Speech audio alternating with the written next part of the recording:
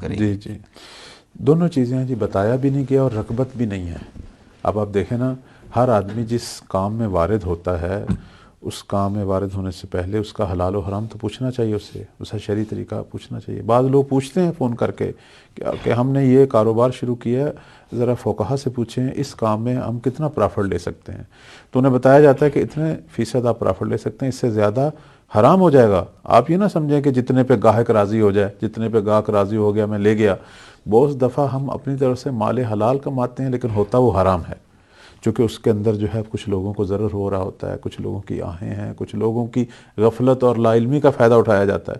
اب یہ آدمی سمجھے کہ میں یہ سارا کام پورا سال کروں اور آخر میں 10 دن میں کسی قرآنی برنامہ، کوئی مجالس کا سلسلہ یا کوئی خیراتی کام کر لوں تو میں بخشا جاؤں گا. شاید ایسا نہ ہو. تو میں یہی چاہتا تھا کہ ہم لوگ جتنا قرآن سے دور ہیں، اور قرآن کو جیسے آپ نے بھی فرمایا تلاوت کے لیے، مردوں کے لیے، شادی کے لیے رکھا ہوا ہے، یہ ساری اسی دوری کا نتیجہ ہے کہ بہت ساری خیر و برکت جو ہے وہ ہمارے جو معمول کا حصہ ہونی چاہیے وہ نہیں ہے. قیامت والے دن جو ہے اگر کوئی شخص، ایسا شخص جہنم میں جائے گا کہ جس نے بے پناہ لوگوں کو نقصان پہنچایا ہے، تو روز قیامت ہو سکتا ہے وہ خدا کے سامنے ایک حجت لے آئے، کہے پروردگارہ یہ میرے والدین یہاں کھڑے ہیں، یہ میرے استاد جو ہیں اکیڈمی کے، اسکولوں کے، کالجوں کے کھڑے ہیں، یہی موجود ہیں، یہ سارے قصوروار ہیں. جو چیز انہوں نے بتائی، جس چیز پہ انہوں نے پیسہ لگایا، جو چیز ہمیں سمجھائی، ہم نے وہی کچھ کیا ہے. اس پہلو پہ نہ انہوں نے رہنمائی کی، نہ انہوں نے کی، نہ انہوں نے کی. اب تو ایک بہت اچھا میں دیکھ رہا ہوں گھروں میں ایک اچھا سلسلہ شروع ہو گیا ہے کہ لوگ علماء سے رابطے کر رہے ہیں، دینی مراکز سے، مدارس سے، حتیٰ آن لائن کلاسیں، کہ ہم نے اپنے بچوں کو روزانہ آدھا پونا گھنٹہ قرآن یا دینی استاد، ایک روحانی معلم کے پاس ضرور بھیجنا ہے، تاکہ وہ ان کی جو اندر کی جو شخصیت ہے اس کی بھی تعمیر ہو، وہ حیوان نہ بنے. تو اگر وہ خوف خدا ہے، اگر وہاں عبودیت ہے، تو اس شخص کو آپ جو بھی بنا دیں، چاہے ایک چھوٹا سا کاروباری، بزنس مین، ایک دکاندار بنے، یا بہت بڑی پوسٹ کا یہ کوئی افیسر یا کوئی ڈائریکٹر بن جائے، یہ ہمیشہ خوف خدا ہے، ہمیشہ اپنے کام کو اچھے طریقے سے، حلال طریقے سے کرے گا، ہمیشہ انصاف کے ساتھ کرے گا، عدالت کی رعایت کرے گا، لوگوں کے ساتھ اس کا رویہ حق پر مبنی ہوگا. تو اس کی وجہ سے کتنے ہی لوگوں کی جو ہے وہ اصلاح ہوگی، کتنے ہی بگڑے کام سنور جائیں گے، کیونکہ اس کو کسی نے سنوارا ہے، کسی نے اس کی شخصیت پہ کام کیا ہے. لہذا اندرونی شخصیت ہماری تشنا ہے، ہمارے بچوں کی تشنا ہے، ہمارے معاشرے کی تشنا ہے. اور ہم بعض اوقات دیکھتے ہیں کہ ایک آدمی جو اتنے اچھے اچھے بیان دیتا ہے، اتنے اچھے اچھے پروگرام کرتا ہے، لیکن وہ کیوں بہت سارے معاملات میں گناہ کر رہا ہے، بہت سارے معاملات میں ظلم کر رہا ہے، چونکہ اسے شاید یہ علم نہیں ہے کہ یہ جو میں چند ایک اچھے کام کر لیتا ہوں یہ باقی کاموں کی بخشش کا باعث نہیں بنے گا. اللہ بالآخر ذرے ذرے کا حساب لینے والا ہے. تو ان تمام معاملات میں رہنمائی کس نے دینی تھی؟ قرآن مجید نے. میں وہیں آ کے دوبارہ رک جاتا ہوں.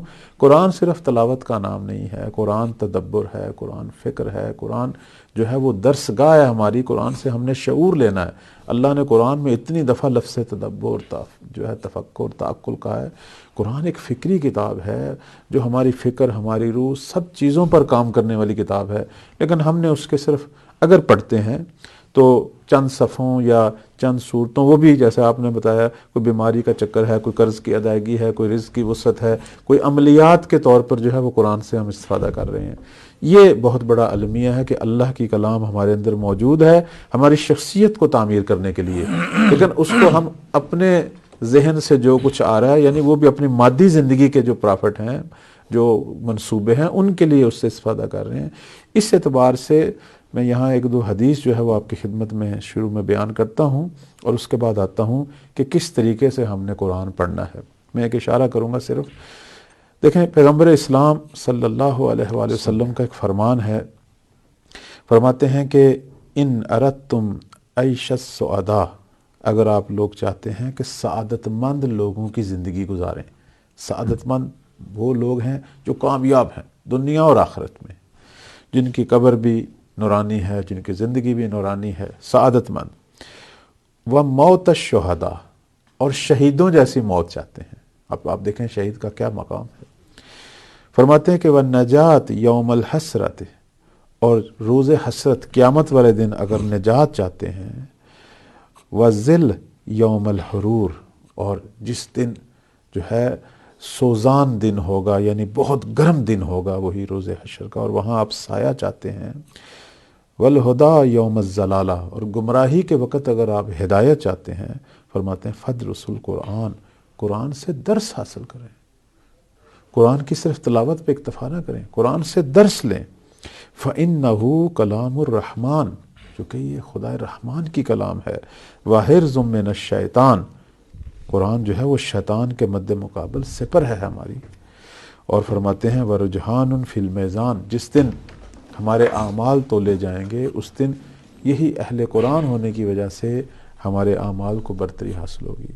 اور ایک مقام پر نبی اسلام صلی اللہ علیہ وآلہ وسلم فرماتے ہیں کہ ان البیت اذا کثر فیہ تلاوت القرآن، وہ گھر جہاں کثرت سے قرآن کی تلاوت ہوتی ہے، کثر خیرہ، اس گھر کی خیر و برکت میں اضافہ ہو جاتا ہے۔ سبحان اللہ۔ اور فرماتے ہیں وَاتَّسَعَ أَهْلُهُ، اور اس گھر والوں کے جو مسائل ہیں، جو مشکلات ہیں، اس میں انہیں وسعت حاصل ہو جاتی ہے۔ بہت سارے لوگ کہتے ہیں جی گھر میں بے برکتی ہے، تنگیاں ہیں، پریشانیاں ہیں، چونکہ یہ گھر اہل قرآن کا گھر نہیں ہے۔